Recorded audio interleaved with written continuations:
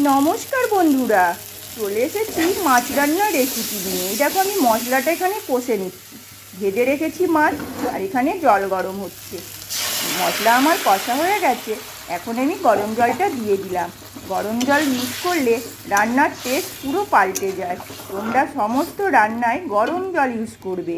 ঝোলটাকে আমি এখন ফুটতে দেব। এখানে এই দেখো, আমি ধনেপাতাও কেটে রেখেছি। এই মশলা কি আছে বলো তো এই রান্নাতে?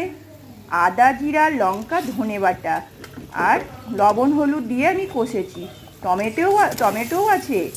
এবার আমার ঝোলটা ফুটে গেছে, মাছগুলোকে আমি সব দিয়ে দিলাম।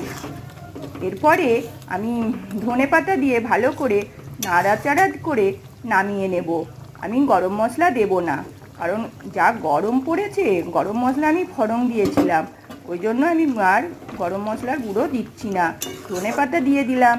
এই দেখো, আমার রান্নাটা রেডি। কেমন হয়েছে তোমরা জানাতে ভুলবে না কিন্তু।